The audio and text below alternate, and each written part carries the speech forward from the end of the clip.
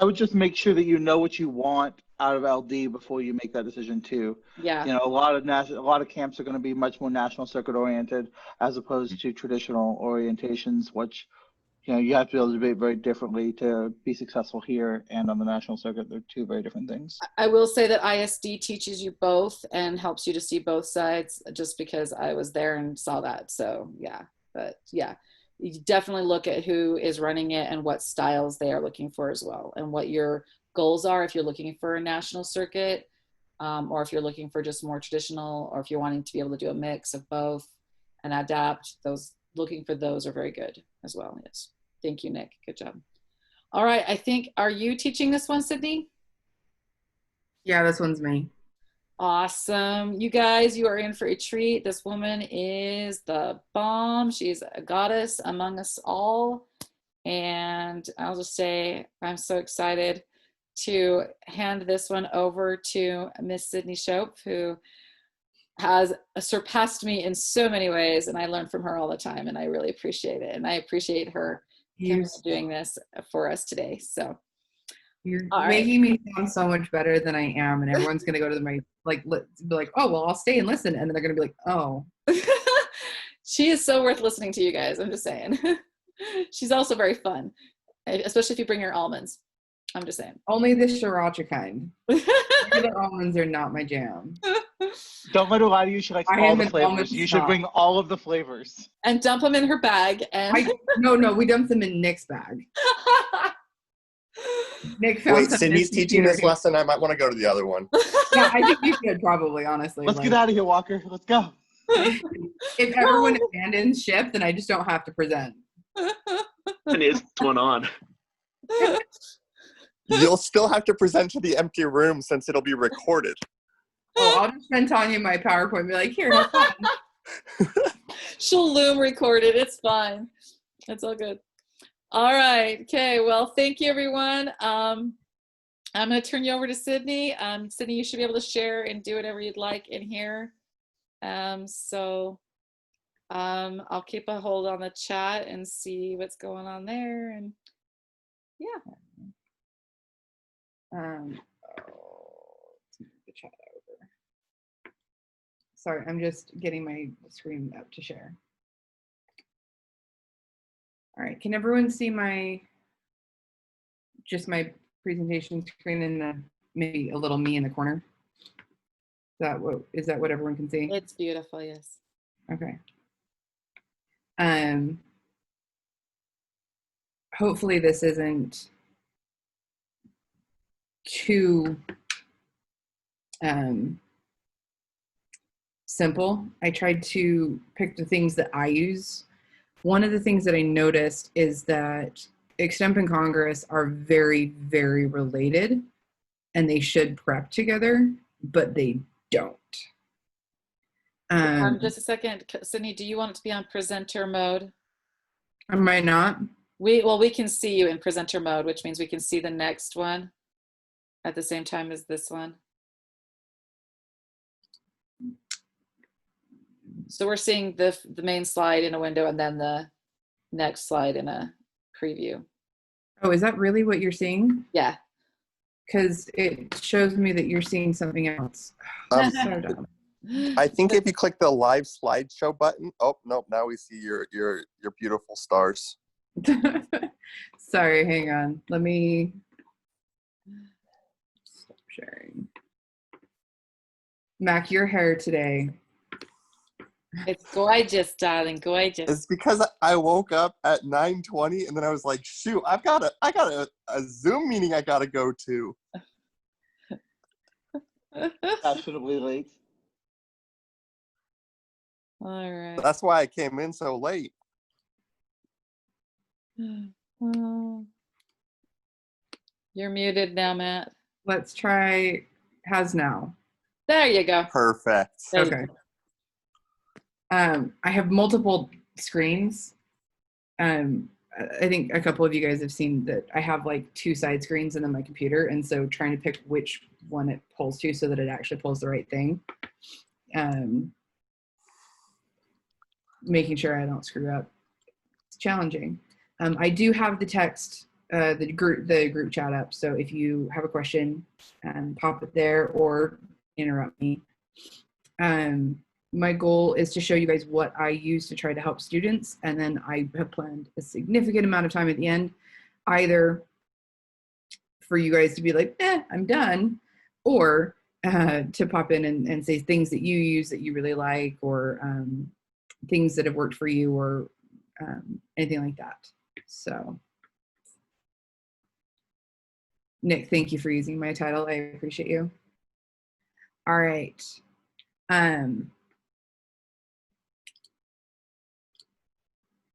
So the plan is to give you an idea of the 3 resources that I use for my team. And I will give you guys costs with that as well, so you can see kind of where that balance is. And then the second half of the session, we'll just treat it as a forum where everyone, I'll turn off the PowerPoint and we can all just have a conversation. Okay. So the 3 resources I'm going to talk about, and if you're like, oh, I don't like any of these and you want to jump to the other ship, that's fine. Mike Shackelford is doing advanced policy, and I'm not sure why I put this against his advanced policy, because I kind of wish I was in that session. Good thing they're recorded. But we're going to talk about Extemp Genie, we're going to talk about foreign affairs, and then we'll talk about the CIA fact book. Okay.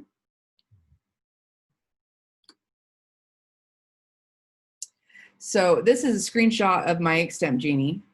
Obviously, I've blacked out students' names for privacy, but thanks, Mac. I want you, I put some indicators on the screen that I want you to notice. I boxed around where it says role head coach. When you create your account, you set yourself up as the head coach, and it allows for you to have control over who uses what licenses, because you pay per license. Putting someone in the role of captain allows for them to have a little bit more access, so that they can help people that are just listed as students. So each kid would create their own account. They give you the email that they create the account on. You invite them with that email, and then it adds them to your team. If they try to do it separately, it creates their own account and it gets chaotic. The value of Extemp Genie is that, I'll get to that in the next slide. I'll just keep showing you what this is. Actually, that was all of it. You'll notice I have my my licenses in use. It resets every year, so I currently have 0. But it saves the kids' accounts. So once they've created an account, it's saved for them until you delete them, which you can delete them at any time if they get a different account, or like you buy 10 licenses and you have 13 kids needing it, and 1 kid's not competing for the next 2 weeks, and you go, okay, I'm deleting this one and popping this kid in on the license, and then you can kind of interchange who's getting access to what licenses. It is based on device. So if you have a kid that logs in on the school computer, and then he logs in on his home computer, and then he logs in on his iPad, he is now consuming 3 of your licenses, and you'll have to go in and delete which of those ones you don't want him to have access to, so that he's no longer consuming 3 licenses.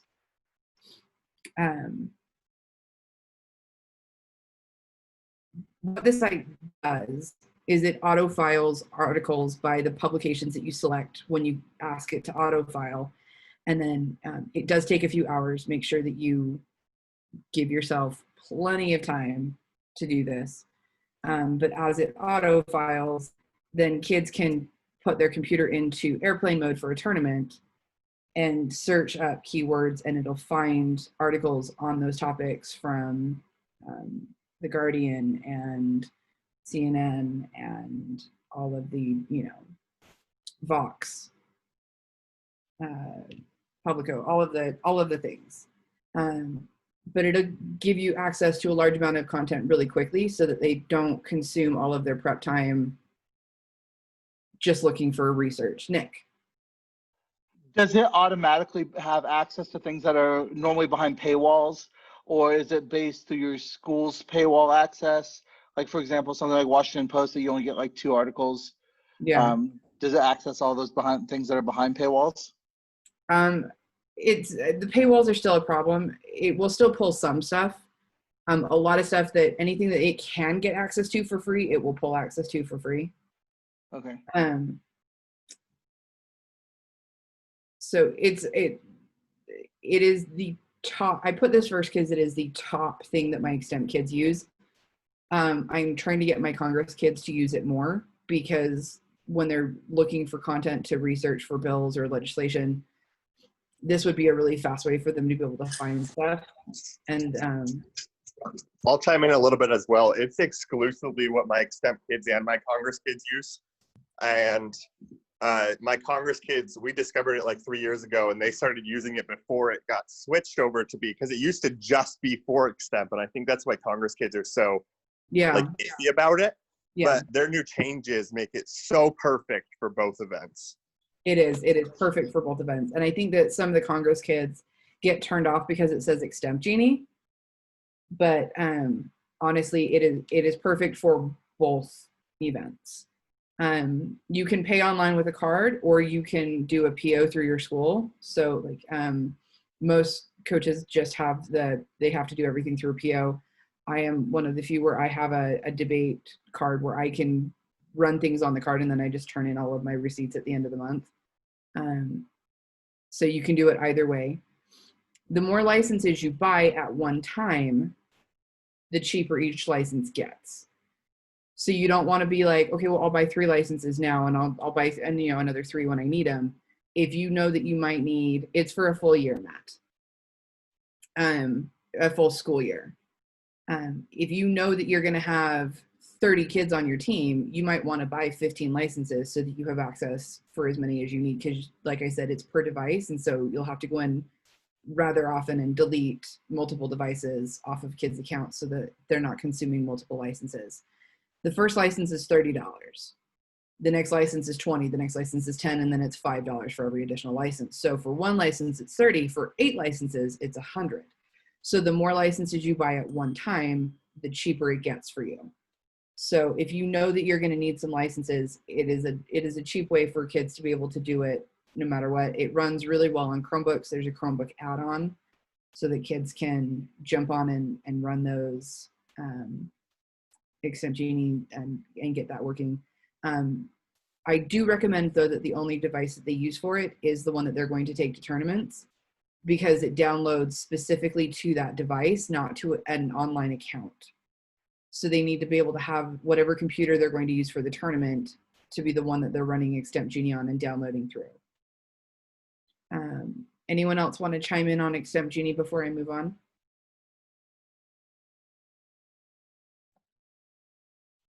Oh, Mac, you're getting some loves with the puppy. I've got a question. Go ahead, Mary. So how easy is it to share? So you have your Extemp file that your whole team can use. How easy is it if it's on one device? How easy is it to share it to all the other devices? This is an individual one, so you would do it for your account, and then the next kid would do it for his account. So let me chime in really quickly. There is actually a shared account that you're able to. It's a little bit more complicated, so it's a lot more easier to do it person to person. But there is a team account on Extemp Genie where if you add things to those files, everybody will be able to see them. Awesome. I only have my kids running individuals, so that's good to know. I do have my Extemp team and my Congress team. They each have a Google Doc or a Google folder in their school accounts, and then they put like shared hooks or things like that, or research that they wanted to share to everybody, and they put everything in a shared Google folder. So that's one way to do it as well.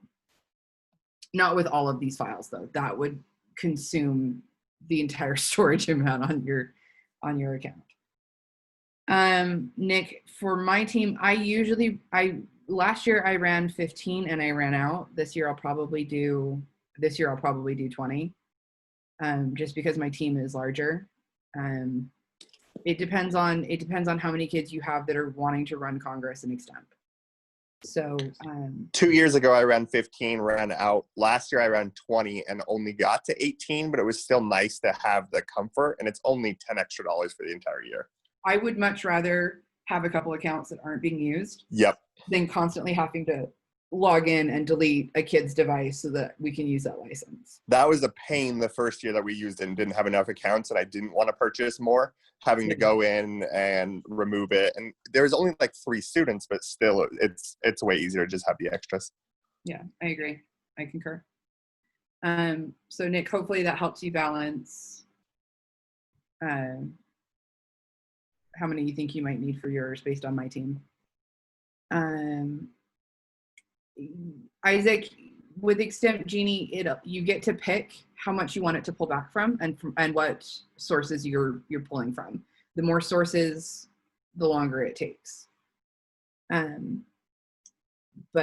you can say, I want it to autofile from everything since the last autofiling, and I want it to do it from these 10 sources, or I want it to do it from these 3 sources. Or you can do it by topic or area, like world events or United States only events, things like that.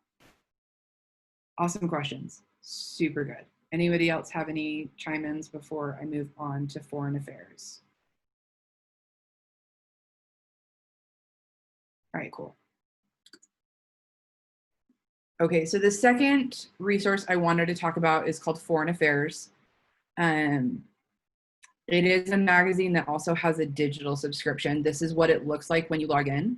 You get, you can see the current issue of the magazine, and it gives you articles for all of the different parts. And then you can also go to a full archive and see everything that they've published since 2016. So this is what it looks like. It basically looks like a regular news source. You get 6 issues per year, so that it's every other month they will, you'll get a new issue.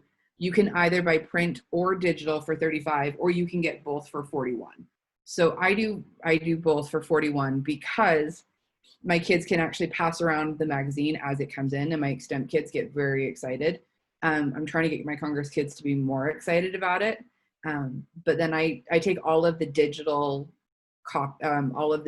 editions and I put it on my team website, and that gives my kids access. And I put everything since 2016, so kids can actually go back and look at every single subscription for the last 4 years and check to see if there's something that they want to pull from to create new legislation or use as a hook for an Extemp speech, anything like that. It does auto renew, or it did this year. I got in trouble because my card, my teacher card got run, and they were like, "You need to submit your receipt." And I was like, "Receipt for what?" So if you put a card on, it may auto renew, or else it may be just auto renew because of quarantine. I'm not quite sure. They also accept POs, so POs are totally acceptable. But I do recommend for the extra $6 just to do both, because the kids really, really like it. They look forward to the new issues coming out, and they're very well written articles, and it gives them a lot of really interesting content and anecdotal stories that they can use not only as content for arguments in their speeches, but as hooks or callbacks at the end of a speech. Questions about foreign affairs?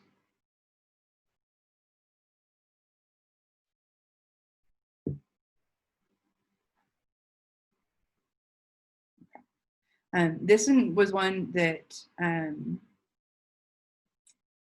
I had a kid ask me specifically to order. He came up and said, I really think this would be a good resource. Can you please get a subscription to this? And I think it's one of the best ones that I've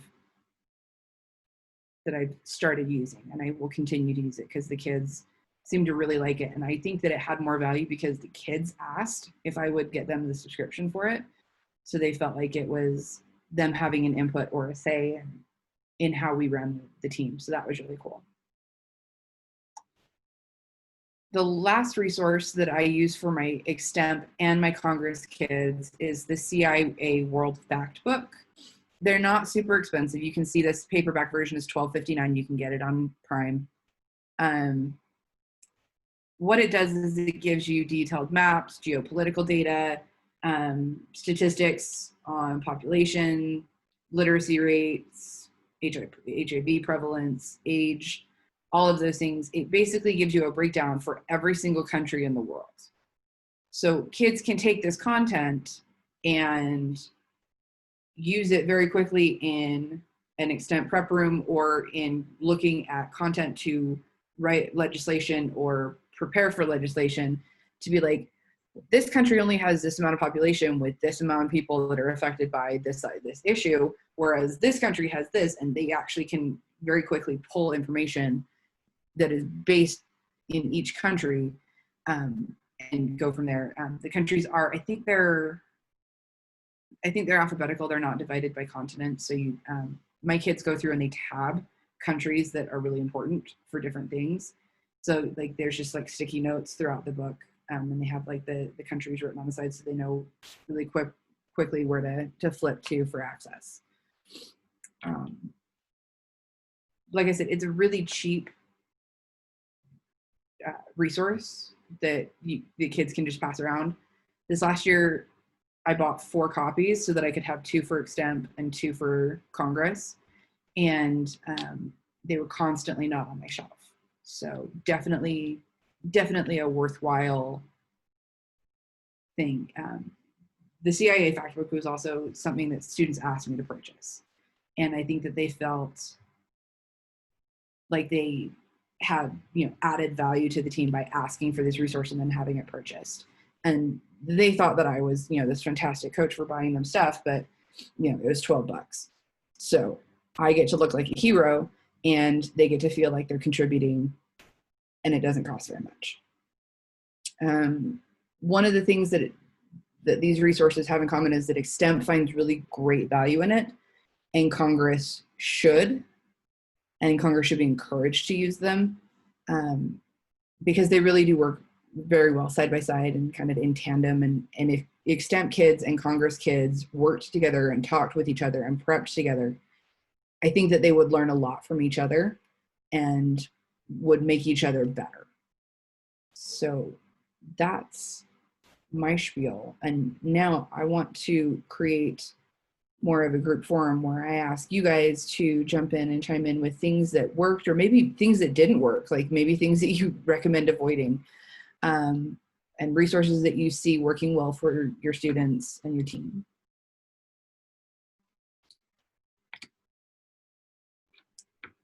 Okay, so I should now be off. Yep, you're back. Hello. So I would love to hear from you guys. What are some resources that you feel worked really well for you, or maybe if I talked about it, like things why you liked it. Isaac, looks like you turned on your camera. Go ahead and talk.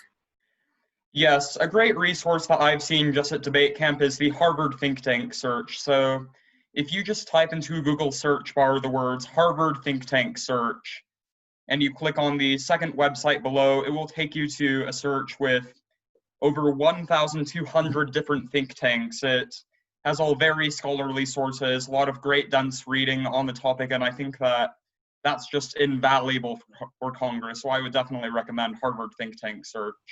Awesome. Thank you for chiming in. That's a great resource. And here I'll just send the link. Awesome. Thank you. So I feel like it's really strong, really important to have that community research. They get a lot more if they're all researching. When I was coaching, so I coach at a school where they're perpetually novice, and so we don't do a lot of the events. We are doing Congress. We do not do Extemp. However, when I coached previously at a different school, I would have the kids, even who weren't in Extemp and Congress, pitch in on the research, because I felt like they needed to understand what's going on in the world. And so I had all of them regularly submit speeches and research on the current events. And then before a debate tournament for the Congress kids, I would make a packet that had evidence and some speech outlines for the various Congress whatever was on that docket, so that those kids could come in and be knowledgeable right there on everything. Yeah. So one of the things I noticed is I had a novice who took third at Region in Congress because she had that packet, and she did Congress all year long, and that was her specialty. But even though she was a novice, she got right in and she did a lot of that research. But everybody on the whole team contributed to that research, so it made everyone more vested in the whole squad. I love that. I love that. I think that there's great value in debate events, and I think that there's great value in kids being the ones to contribute themselves, because if coaches do it and coaches create it and coaches are like, here, look at what I have for you, then kids go, oh, thanks. And I am all about working smarter instead of harder. This is not my job to give them resources. This is my job to show them how to think critically and how to find the resources they need so that they can create something that they're proud of. If your students have not yet signed up for, thank you, Tanya. If your students have not yet signed up for the UDCA fall summer camp. Oh, apparently I need more coffee. It works. If your kids or coaches, this is for both. Kids can sign up to do an asynchronous, self-paced Canvas course to help them get better or learn different events that they might want to try this year that are created from different experts in our awesome community. It also has access where coaches can sign up to be students, and they get to see access to all of the things that are being created for this camp. No, it is completely free, Matt. This is a free camp that the UDCA is offering for free, to freely offer all of these free options for students to have access. Tanya, your mic is muted, but I love your facial expression. Is it free? I can't imagine. Is it free though? I feel like that commercial where they're like, free, free, free, free, free, free, free, free, free. But use the link. Coaches can sign up and see what content is being created for the students, and they can take that and use that in their classes to help them improve their teaching as well. You can send your kids to do that to get better at maybe things that you're not as comfortable with coaching. Whatever it is that you need to help your team improve. So that camp is there. It's a full week. It's next week, isn't it, Tanya? It's next week. Yeah, so everything will be up for next week. So please sign up this week so that you have access for next week. The link to the camp is on the website, Tanya? Yeah, the link is on my website. And Isaac asked a question about time constraints. Here's the thing, it's self-paced, Isaac. So kids can go in. We're trying to only do like 2 or 3 hours of content, lecture, and actual work time a day, but they can do it anytime within it. There's no mandates. There's no grades per se. I mean, when you're done, you put in the certificate. They have all week to do it basically. And then the evenings will offer office hours so that people can come in and check in with us and get help individually on specific things or ask questions, etc. So it's completely available to them to work at their pace. And if they don't finish it, that's fine too. It's not like it's a student choice. It's them choosing to do it because they want to get better and they want to improve. Yeah. And the kids that want to put in the time and effort are going to be the ones that put in the time and effort. And the one thing I tell kids in debate is this is the one sport where your effort directly correlates to your success. Because the kids that don't put in the time and effort are not going to succeed. And where it's free, there's no harm in trying. Yeah, exactly. It's no loss. If they sign up and don't do it, it's not going to kill anyone. All right. Anyone else that wants to jump in and chime in and say stuff? Maybe Tanya, stay logged on and you can jump in and chime in with me. So on the debate clinic next week, each student has to have their own email account to be able to participate, or yeah, it's going to be a Canvas course. And so if they have an email, unless you, where you guys are residential, if you send me yours and I put you in, you could use it as a whole class thing and that. Otherwise, individually, they won't be able to submit assignments and lessons and things that way individually without that. Okay, That's so I could have all of them just do it with me. yeah, as a class assignment and do it that way. Yeah, absolutely. I've been working with the woman that we have doing the Congress camp, and talking about different things and how she how she wants to approach it and the different topics, and the amount of time and effort that people that have been asked to run the different topics have been putting into their Canvas courses. Like, I am very excited for the content that's coming out. Who's doing it? Is it For Congress? Or for Congress, it's Sarah Erickson. She's my parent president for my team. Her son is my second in command. Well, she's the one that did the Congress last. She did Congress last year. Yeah, I pull her in for everything because I can. And we do. Yeah. And then there are several other coaches that have volunteered. Otherwise, what wasn't covered by other coaches, I have created. So because Tanya's a board. Is that the term we're going with? We're going with board. That's the term we're going with right now. Is on board. Okay. I'm just making sure we're using the same adjective. All right. Nick has a question. Go ahead, Nick. So this isn't specifically resource oriented. It's more a question of, like, for those of you who have had success with getting kids excited about Extemp and Congress, it seems like a very difficult event to pitch to a kid. It seems like it's, to them, they see it as more work than an event like oratory. Mm-hmm. And then they see it as not like a full-on like debate event. So I have a hard time getting kids to even try Extemp or get excited about Extemp. I sell it as a social thing. And I know that sounds weird for Extemp because you have to be silent in the Extemp prep room. But if you ever go to a tournament where my kids show up, my Extemp kids have created their own flag. And they display their flag on their table or near their table when they get to the Extemp prep room. And they put out their books and they have their computers around and they get everything set up. And it's very much like they call themselves Extemp gang, and they feel like they're just like part of this group. And it's very much a camaraderie. Extemp is fun, Isaac. Extemp is very fun. Extemp was one of my events when I was in high school. But the kids, I sell it as a social thing, getting to sit next to your friends and do your work when you're getting ready and stuff. And then Congress, I'm like, do you want to sit in a room with 30 other people, or do you want to go to a room, present, and then go sit and wait for your round to start again? And they go, oh, I want to go to I want to go sit with people for 2 hours. I don't want to be alone. I'm like, here you go to Congress. I sell it off as a social thing. So Nick, have you seen my flow chart that I use when I am talking to kids about how to pick an event? Have you ever seen my flow chart? I don't think so. I just let me find that.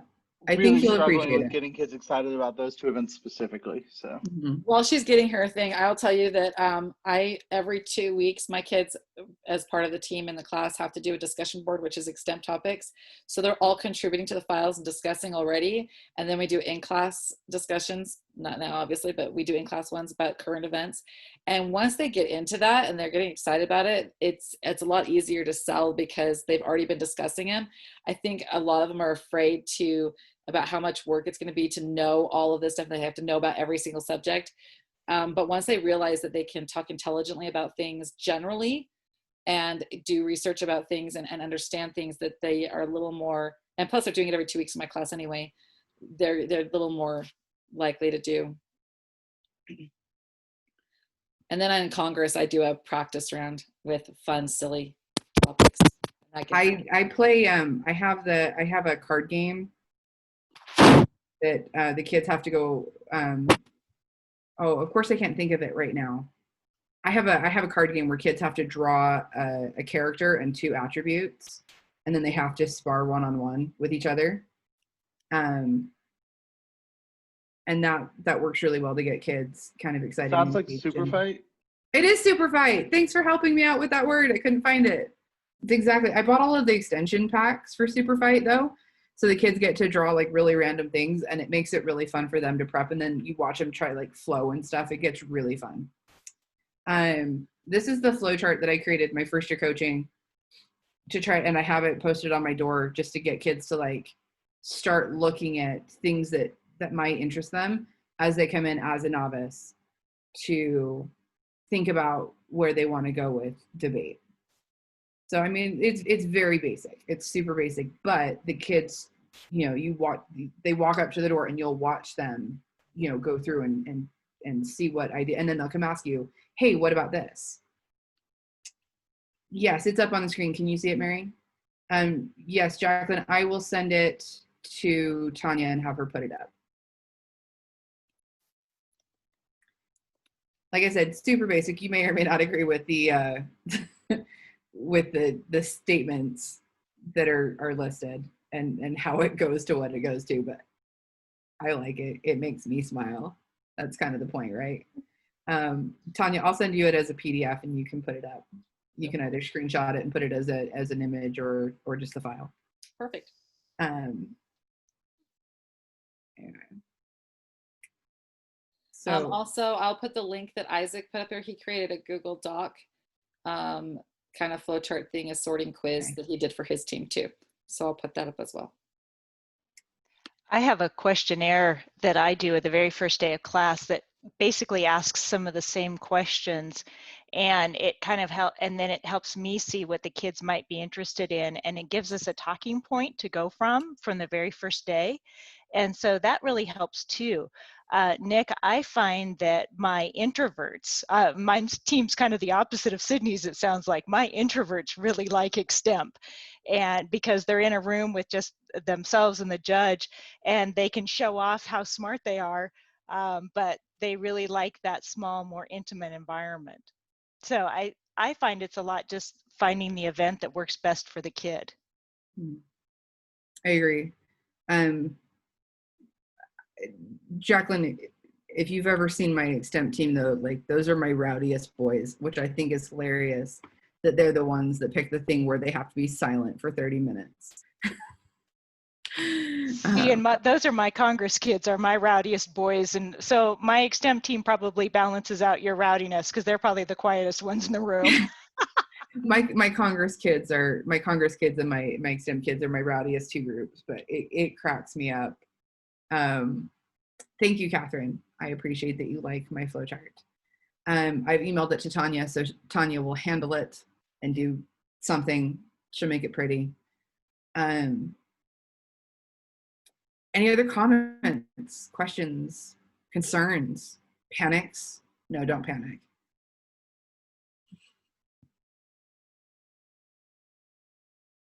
I'm making Sydney laugh. She needs it today. Done her coffee.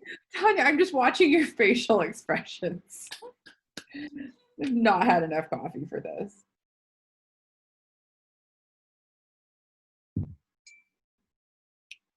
All right. Any questions or anything else, anyone? I think we can, let's just leave the channel open, Tanya, for a working lunch. I will jump back over to room 1 to run the working lunch for room 1. It does not matter which room you're in for working lunch. Or if you're in one at all. Or if you're in one at all, you can just go away and come back. Please come back. You don't have to come back, but we'd love for you to. We're in your room, right, for that one? For online tournaments, it's my room, yeah. Yep. So I'm going to jump out since it looks like we're all kind of feeling a bit done-ish, but if you guys ever have questions about Jack, the working lunch will end at 12:20. We'd like you to be back in your room before 12:30, and it'll be in room 1, and everybody will just be in room 1.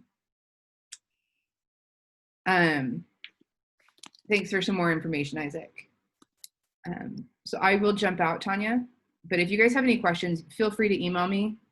I send out emails to the Google group all the time, and if you want to just email me as a reply from that, that's great. If you need my email, it's sydney.shoaf@gmail.com. Have fun trying to spell it, because I'm going to jump out of the room and you won't be able to see my name. Bye.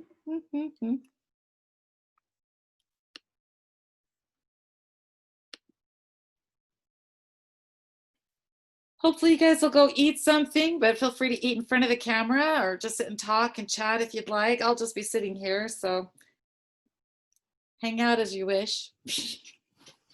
Hey, Tanya, I had a question about the online tournament training that you're going to do this afternoon.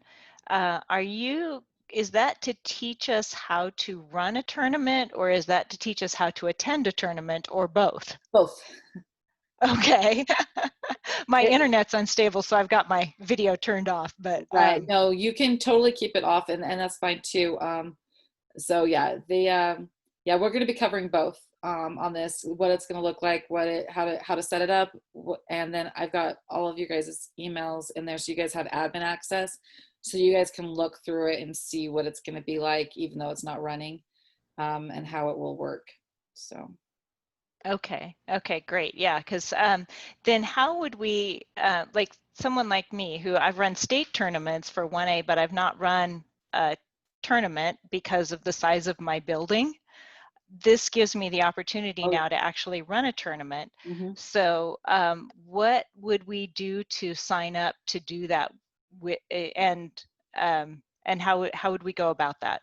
So you just go make sure with your principal that it's okay, because they'll still have to sign off on it for fundraising forms or whatever your guys' access is. Just check with them on that. But otherwise, you go to the UHSAA sanction, and that got linked on the website there under the coaches tab. And then you just make it a virtual tournament in your title. The principal will still approve the email that comes through saying, yeah, we're okay with them hosting a virtual tournament. And then tell us what weekend, and we'll put it on the calendar. And then you make a tab room tournament for it, and you're ready to go. Okay. Are you going to, I watched the NDCA tournament, the coaches webinar on Zoom rooms and all that kind of stuff like that, Zoom monitors and things like that. Are we going to be helping out with that? Are we going to be talking about that as far as, is that going to be part of the online tournament discussion this afternoon? Yep, we'll be going through what is available and how to do. We'll be trying, the NSDA came out with their own integrated system, so you don't have to use Zoom rooms. Oh, okay. And so we'll be going over that, and then how to use Zoom rooms to help with that on the side and do. Okay, will we need coaches to volunteer as far as Zoom room monitors and all that kind of stuff? You will for, the only ones that we should need for is Extemp prep. Okay. But that wouldn't even need to be for Zoom rooms, because you can do it also through the NSDA campus rooms, because they give you as many utility rooms as you want. So, but you will need a coach or coaches to help with Extemp prep, depending on how you choose to do it, because there's a couple ways we'll talk about that you can do it that way. So it just depends. Okay, great. Well, I'm looking forward to it. Thanks so much for putting that together for us. Well, we knew this was going to be the biggest one that everyone needed to, yeah. So. And what room do we go to figure out how we start a middle school program? Middle school program, so that'll be after the online one, and I believe that is in this room. Excellent, yes, because I'm actually trying to start one right now, and quite possibly 2 others. Perfect, yep. That's awesome, Isaac. I'm so excited that you got your program going over there at Timpanogos. Yeah, what's really sad is that at Timpanogos, the reason that we never really had a forensics program before is just because there really wasn't any interest, but I've got a serious passion for this. Hopefully that'll translate over to the rest of the school. You know what? As soon as people start seeing it, and reach out to those kids that are like good in English classes and stuff and don't really do anything else because they don't feel comfortable. Even the kids who don't feel like they're good at public speaking, especially with this online where they can record it and they don't actually have to get in front of people, depending on the tournament, and they can record it and then submit it and get judged. That's a great way for them to get involved and maybe get started liking it and stuff. So that'll be a good way to reach out to some kids maybe and see. Talk to your English teachers, because they'll notice kids, or social studies teachers who will notice kids who are like really good at like thinking through things and talking about things and writing, and get them over. Also talk to your drama teacher and see who's good and maybe who'd be interested in doing interps and things. But starting small is good. Getting a core focus and then building on it is always good. Okay, and there are a whole bunch of different events in speech and debate. Obviously, I probably shouldn't start with something like POI or big questions, but What are some good centric events that I could focus on? So oratory is good because it's a persuasive speech that they can prepare and memorize and give. Public forum is more lay, depending on the circuit that you go to, but easily is a good one to learn on. It's a little simpler than the others. It doesn't have as many complicated things. It teaches good, really just good debate, and then they can move on to other debates from there. So public forum is a good starting point. LD even is a good starting point for debating and stuff like that. And again, I'd say that it's skill-based. So even if they're doing a speech event and they want to try a debate event, those same skills that they learned in speech about organizing an argument and researching and everything else and presenting translates right over to the debate side. And whatever they learn in debate about organizing argumentation and speaking can translate over to speech side. It's just manipulating it to the different events. And so I talk about skills a lot, and teaching skills, and then letting kids apply it in different ways.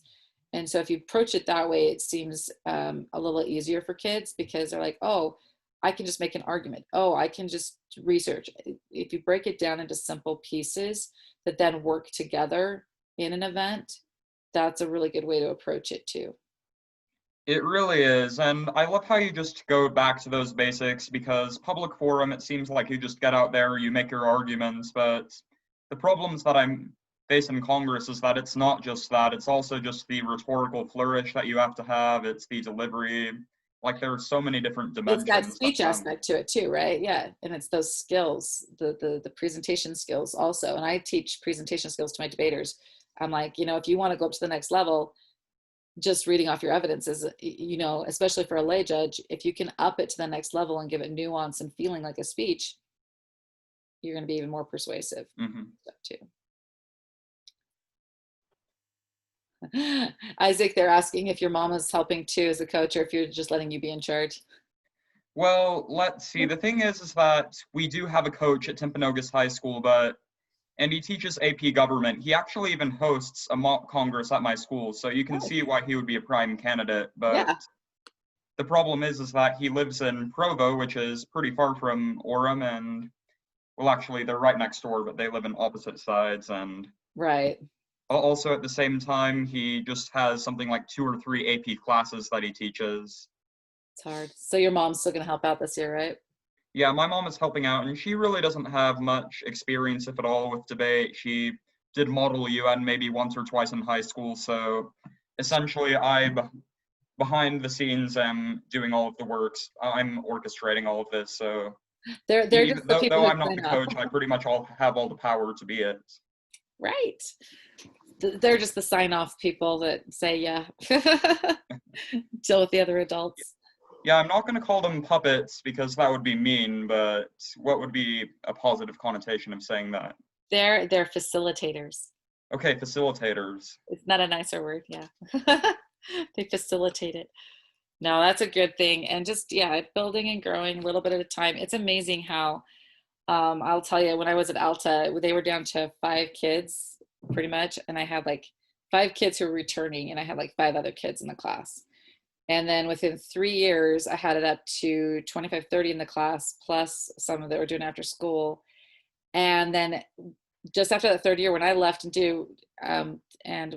Sydnie took over, that next year, they were up to 2 classes within 3 years to do that. So little bits at a time can grow exponentially as you go. And don't be afraid if it takes a little bit longer. It's okay. It's perfectly okay. Oh, of course, yeah, and I think that ours might be able to grow quite rapidly the year after this, because we have 3 feeder schools, and with those 3 rushing in, I think that we can build a pretty strong base pretty fast. Absolutely. And it's getting some those middle schools going and doing and hosting your own even middle school tournaments between the 3 schools or 4 schools, whatever you get involved. And then I'm trying to get one over our middle school as well, maybe this year as well, and joining with others and stuff. Just doing as much as you can, or having your own little squad ones. Just having some fun with the 8th graders is a good way. 7th, and you guys have 9th graders too in your junior highs, right? Yeah, that's right. 9th graders can go to all the same tournaments that high schoolers can, right? So that's the thing. Yeah. So they have to choose. They can either go with the high school and compete with the high school, or ninth graders can compete at the middle school ones. They can't do both tournaments and circuits, but they can choose one and do, because of the way our system works, and that's okay. But they just have to choose which one they're going to be in that year. Okay, that makes sense. And I think that it would probably make sense more for them to compete with our high school circuit. I think that that'll give them a lot of good experience going into something like 10th grade. But at the same time, there are some fun ninth grade events, like say declamation.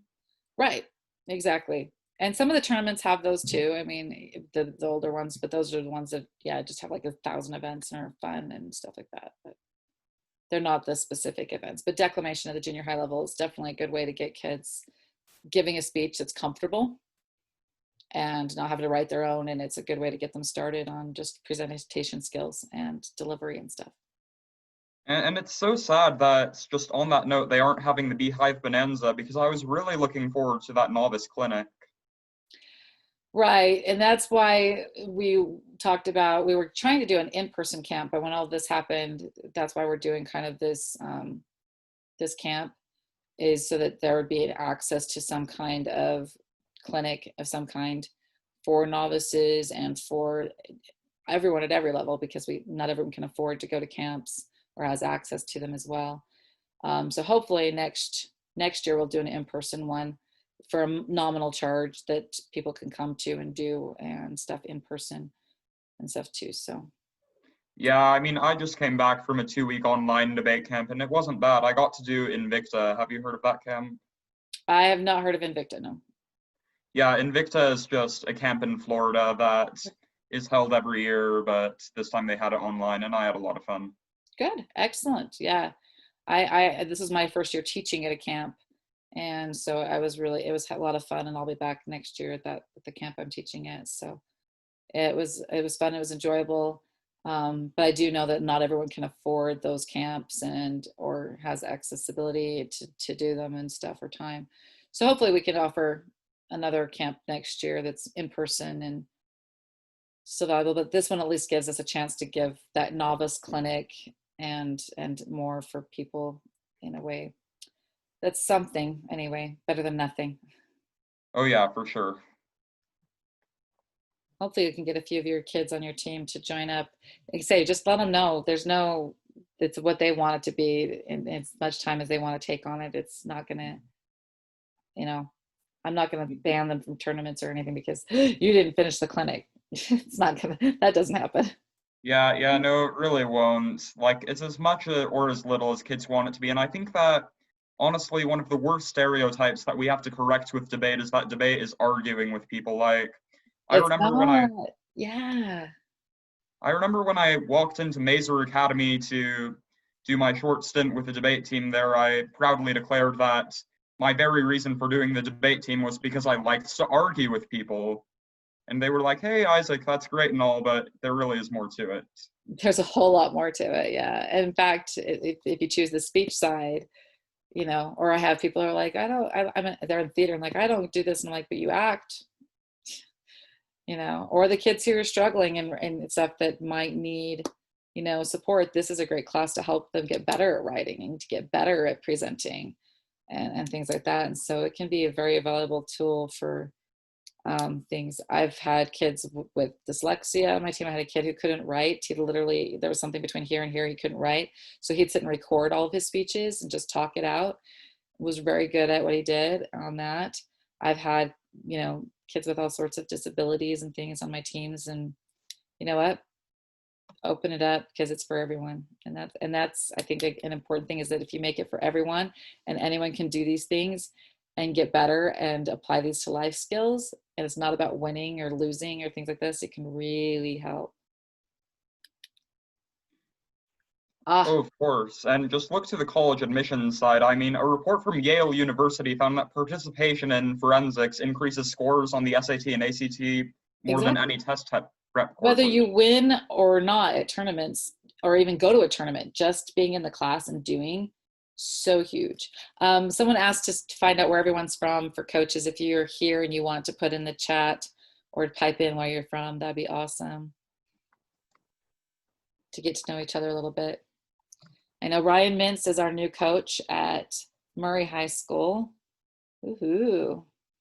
Isaac is over at Timpanogos.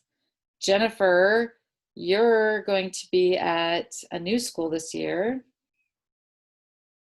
I'm not sure where Brenton's at. I've been trying to keep up. Oh, wow. Linden and go to Temp? That's a drive.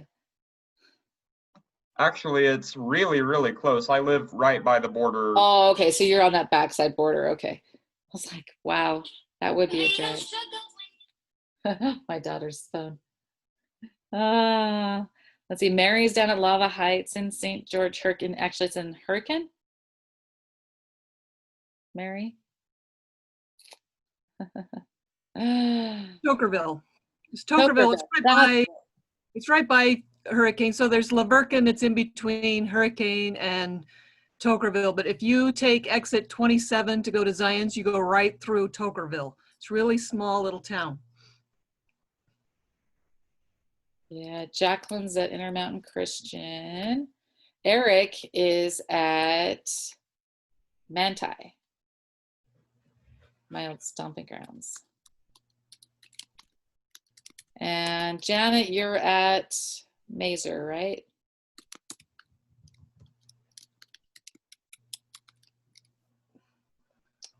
See, I'm getting there. And then see, Matt, where are you at?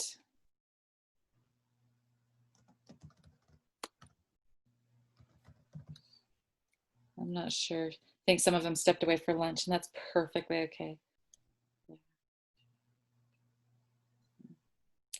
Cool. So it's Janet. Let's see. There were 2 Janets on here. Maybe Janet just decided to put her last name also. So Janet Lang. Yeah, she's at Mazer Prep. So Cindy was at Mazer, and before going up to was it Skyview or Skyline? But she's not coaching this year. She actually hasn't been coaching for 2 years. Retired. What was that, Janet?